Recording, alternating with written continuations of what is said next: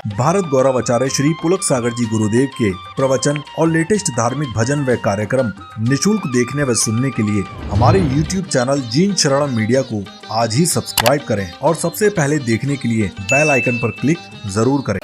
ध्यान रखना, लोग कहते हैं कि काम को जीतना बहुत कठिन काम हुआ करता है, लेकिन ध्यान रखना वो लोग काम को कभी नहीं जीत पाते हैं जो काम का त्याग किया करते हैं। अरे काम को तो वही व्यक्ति जीत पाते हैं जो अपनी जिंदगी काम से छुड़ाते नहीं, बल्कि अपनी ऊर्जा को, अपने जीवन की शक्ति को, अपने चिंतन को, जिसे भीतर के भोग में आनंद आने लगता है वह बाहर के भोग अपने आप छोड़ दिया करता है। ब्रह्म में रमण करना, जो ईश्वर में रमण करता है।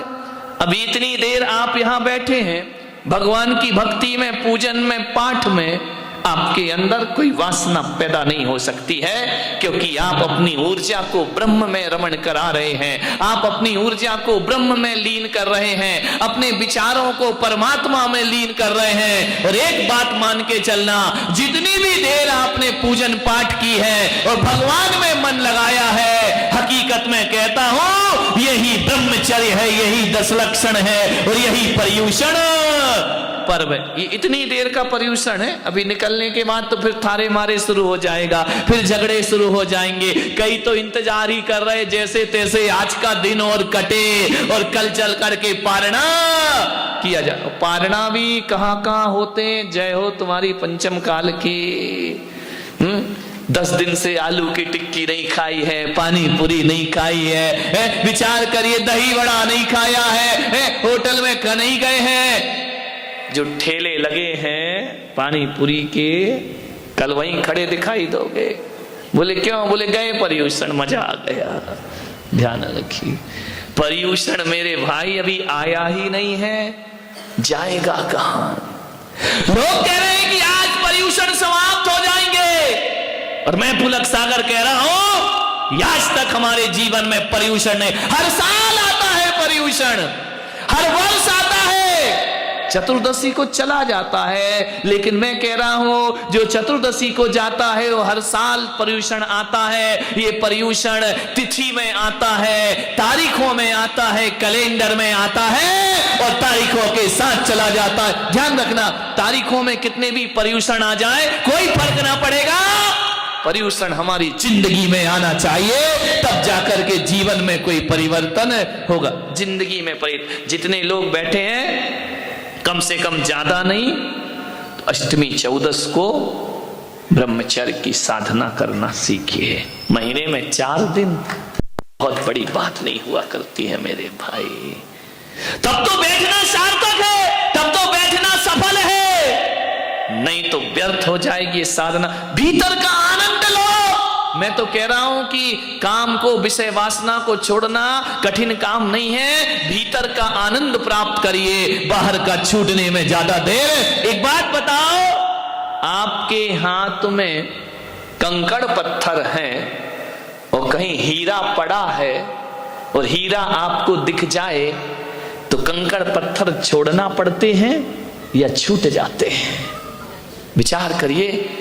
यदि हीरा मिल जाए तो फिर ये नहीं कहना पड़ता कि कंकड़ पत्थर का त्याग कर रहा हूं, तुरंत कंकड़ पत्थर फेंकते हैं और आदमी हीरा उठा लिया करता है। एक बात बताइए, जब आप घर से चले, महावीर भवन आए, जिस रास्ते से आप चल करके आए, बताओ मेरे भाई, जैसे ही महावीर भवन आया, रास्ते का त्याग करना पड़ा या रास्ता अपने आप छूट जाया करता है? छोड़ना नहीं पड़ता, अपने आप छूट जाया करता है। तो जो भीतर का आनंद लेने लगता है, जो समाधि का आनंद लेने लगता है, जो भीतर के आत्म रमण करने लगता है, उसे विषय वासनाएं छोड़ना नहीं पड़ती, अपने आप छूट जाया।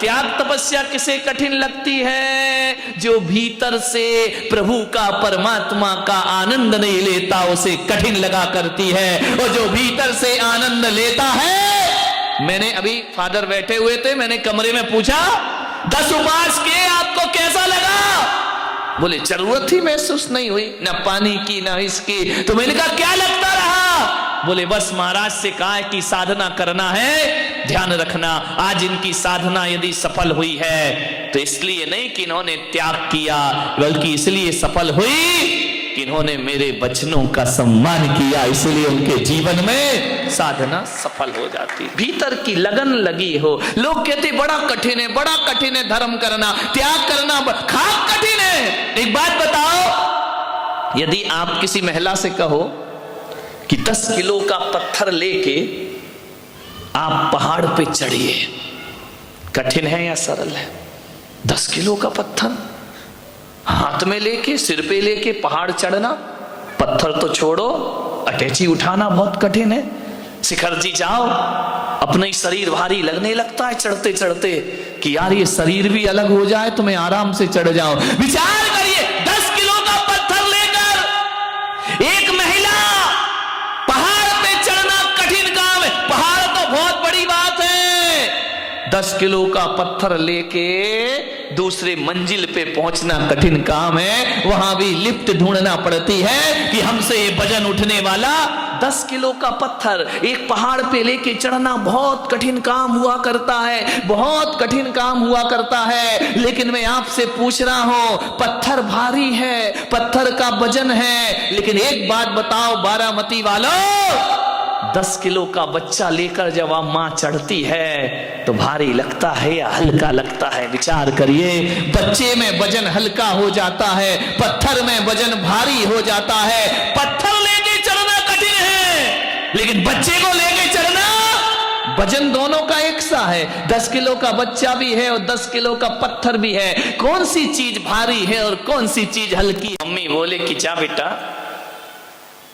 दवाई लिया, अरे सो जाओ ना, सुबह कुछ लगा लो, बाम आम विक्स लगा लो, चल जाएगा काम। अब इतनी रात को कहां जाऊंगा मैं? चला जा, देख मेरी तबीयत खराब है। अरे सो जाओ मम्मी, सुबह ले आऊंगा, इतनी भी खराब नहीं है, सो मैं नहीं जा सकता, मैं थक गया हूं, मेरे से कुछ नहीं होगा। ध्यान रखना, एक माँ की दवा लाना है। बच्चे 1000 बहाना बनाते हैं और रात को 12 बजे यदि पानी भी गिर रहा है, सन्नाटा है रात का और कोई चोरी बुला ले, फिर क्या करेगा? बोलो जाएगा या नहीं जाएगा? बोलो बोलो। अरे बुजुर्गों तुम भी बताओ यार, तुम सब कर चुके हो ये कर्म, बच्चों की तरफ काहे को देख रहे हो? ध्यान रखना, जाएगा या नहीं जाएगा? रात को 12 बजे मिलने जाएगा, मम्मी कहेगी मत जा बेटा रात में, मम्मी बहुत जरूरी काम, मुझे जाना, झूठ बोलेगा लेकिन जाएगा। ध्यान रखना, तब पानी नहीं दिखता, तब रात नहीं दिखती, तब नींद नहीं दिखता। मानने कहने का अर्थ इतना ही है, जुड़ाव होना चाहिए। यदि आपका लगाव, आपका अटैचमेंट जिसके प्रति ज्यादा है तो एक बात ध्यान रखना, उसके अवगुण भी गुण ही लगते हैं, और जिससे लगाव नहीं है उसके सद्गुण भी अवगुण जैसे लगा करते हैं। मन को वश में एक बात याद आती है, छत्रपति शिवाजी इस महाराष्ट्र के हुए महान योद्धा, अद्भुत शौर्य था उनके पास।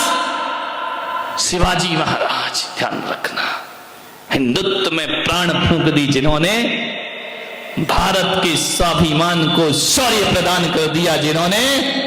ध्यान रखना, वो राजा, वो छत्रपति शिवा एक दिन किसी स्थान पर रुके थे, रात्रि में विश्राम कर रहे थे